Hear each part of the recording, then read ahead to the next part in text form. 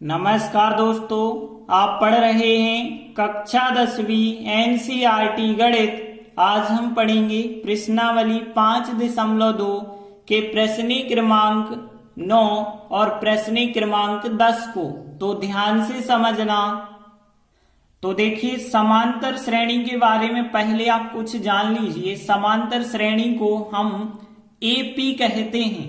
AP मतलब arithmetic progression कहलाती है, जिसका एनवा पद निकालना है, व्यापक पद निकालना है, या अंतिम पद की बात करें तो फार्मूला है a plus N minus 1 into D होता है। लेकिन यदि कोई पद हमें शॉर्ट में निकालना है, जैसे 30वां पद का फार्मूला होगा a प्लस एक कम डी लिखना। 30वां पद है तो 29 डी, 20वां पद है तो 19 डी, तीसरा पद है तो 2 डी लिखना। तो यहां जितनेवा पद कहा जाए उससे एक कम डी लिखा जाता है।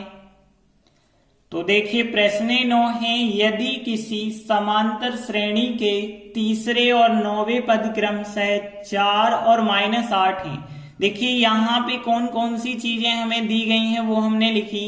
तीसरा और 9वां पद। तीसरा पद मतलब a3 का मान हमें दिया गया है, और 9वां पद मतलब a9 का मान हमें दिया गया है। तीसरा पद 4 है, 4 के बराबर है, और 9वां पद जो है -8 है। अब हमें ज्ञात करना है इसका कौन सा पद शून्य होगा। तो मान के चलेंगे इसका nवां पद शून्य होगा। मतलब हम an बराबर यदि शून्य मान लेते हैं तो फिर n का मान हमें यहाँ पे ज्ञात करना होगा। सीधी सी बात कि n बराबर क्या होगा, ये चीज हमें निकालनी पड़ेगी। तो ध्यान से समझना। यहाँ पे सबसे पहली चीज तो यहाँ पे a3 का मान 4 दिया गया है और a9 का मान -8 दिया गया है। तो हमने आपसे कहा था जो चीजें हमें दी जाती हैं उन्हीं का फार्मूला लगाना। तो a3 का मान 4 है, तीसरे पद का मान 4 है, तो तीसरे पद का formula a plus 2d, 1d कम लिखते हैं, बराबर 4 लिखा।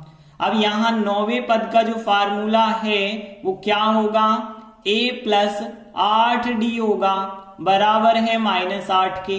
अब ये हो गया समीकरण 1, ये हो गया समीकरण 2। अब समीकरण 2 यहाँ बड़ा है क्योंकि उसमें 8d है, इसमें 2d है। तो समीकरण 2 में से समीकरण 1 को घटाएंगे, तभी हमें a और d के मान प्राप्त हो पाएंगे। समीकरण 2 में से समीकरण 1 को घटाते हैं तो a में से a घटाया, a और a अलग हो गए। 8d में से 2d घटाएंगे, 6d। और यहाँ पे देखिए माइनस के 8 हैं और 4 को घटाएंगे तो -12 होंगे। कैसे, देखिए -8 हैं और इसमें से 4 को घटाना है, घटाना है मतलब बीच में माइनस। तो यहाँ पे कितने हो गए, 12 हो गए माइनस के। तो यहाँ पे 6d का मान -12 हो जाएगा। तो d बराबर कितना होगा, -12 और 6 गुणा में जो है वो बटे में आ जाएंगे। अब यहाँ d बराबर देखें तो 6 का 12 में भाग 2 बार जाएगा, माइनस का चिन्ह वैसे ही लिख देना। तो d बराबर -2 आ गया है। अब d का मान जो आया है इसे समीकरण 1 या 2 में रखेंगे तब a का मान मिलेगा।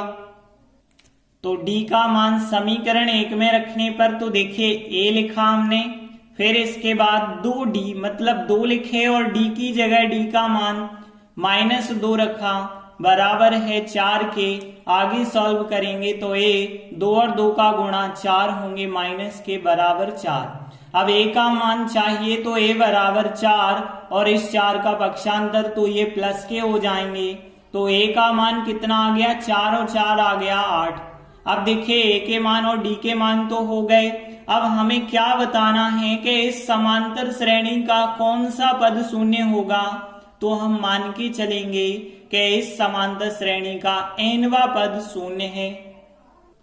तो अब हम मान के चलते हैं इस समांतर श्रेणी का nवां पद क्या है, 0। nवां पद मतलब an बराबर है 0 के। तो देखिए यहाँ nवें पद का फार्मूला आपको पता होगा, a plus n minus 1 into D, बराबर 0 का 0 लिखा। अब a का मान कितना है, 8, तो 8 लिख दिया। अब n का मान तो हमें पता नहीं है क्योंकि वही तो हम ज्ञात कर रहे हैं। n-1 d का मान है -2, तो हमने फिर यहाँ -2 लिखा बराबर 0 है। अब देखिए पहले हम 8 का पक्षांतर कर लेते हैं, तो n-1 इंटू -2 बराबर, देखिए 8 जब उस तरफ जाएंगे तो -8 हो जाएंगे, हमें 0 लिखने की आवश्यकता नहीं है। अब n-1 बराबर यदि हम देखें तो -8 -2, देखिए कोष्टक में लिखा है और यहां भी कोष्टक लगा है, मतलब ये दोनों हैं गुणा में, और गुणा वाली संख्या जाती है बटे में, तो -2 आ जाएगा बटे में, और माइनस माइनस कट गए, 2 का भाग 8 में देंगे तो कितनी बार जाएगा, फिर 4 बार जाएगा, तो n-1 बराबर 4, और n बराबर 4 और 1 का पक्षांतर कर देना तो 4 प्लस का 1 होगा, n बराबर कितना आ जाएगा 5। तो देखिए n बराबर जो 5 आया है, हमने माना था इस समांतर श्रेणी का nवां पद an बराबर 0 है, तो इसका मतलब हो गया 5वां पद 0 है। आपसे यही पूछा गया था कौन सा पद शून्य होगा, मतलब 5वां पद शून्य होगा। अतः इस समांतर श्रेणी का 5वां पद शून्य होगा। इस प्रकार से 9वां सवाल कंप्लीट हुआ। अगला 10वां सवाल है, किसी एपी का मतलब समांतर श्रेणी का 17वां पद उसके 10वें पद से 7 अधिक है, सारवंतर डी हमें ज्ञात करना है। तो देखिए यहाँ पे हमें क्या चीज दी गई है, ध्यान से समझना। 17वां पद मतलब A17 और 10वां पद मतलब यहाँ पे A10, तो क्या कहा गया है, 17वां पद जो है 10वें पद से 7 अधिक है। तो देखिए हमने लिखा A17 मतलब 17वां पद 10वें पद से 7 अधिक, और सारवंतर हमें ज्ञात करना है, मतलब यहाँ D बराबर जो है हमें ज्ञात करना होगा। तो देखिए हमें जो चीज दी गई है उसी का फार्मूला लगाना है। देखिए 17वां पद का फार्मूला क्या होगा, A प्लस 1 कम D लिखना है तो 16D, और 10वें पद का फार्मूला क्या होगा, A प्लस 9D होगा प्लस 7 लिखा। अब देखिए A और D हम एक तरफ कर लेते हैं और अंक एक तरफ करते हैं, तो यहाँ A प्लस 16D हमने लिखा। अब A का इस तरफ पक्षांतर किया तो माइनस के, 9D इस तरफ लाए वो भी माइनस के, बराबर उस तरफ बचे होंगे 7। अब देखिए यहाँ A प्लस का माइनस का कट जाएगा, 16 में से 9D घटाएंगे 7D बचा होगा, बराबर है 7 के।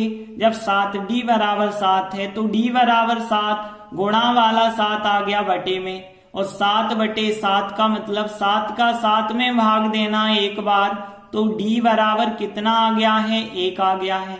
और हमसे सवाल में पूछा भी तो यही गया था कि सारवंतर बताइए, तो सारवंतर का मान 1 आ गया। तो हम लिख देते हैं, अतः इस समांतर श्रेणी AP का सारवंतर D बराबर 1 है। इस प्रकार से 10वां सवाल भी कंप्लीट हुआ। धन्यवाद।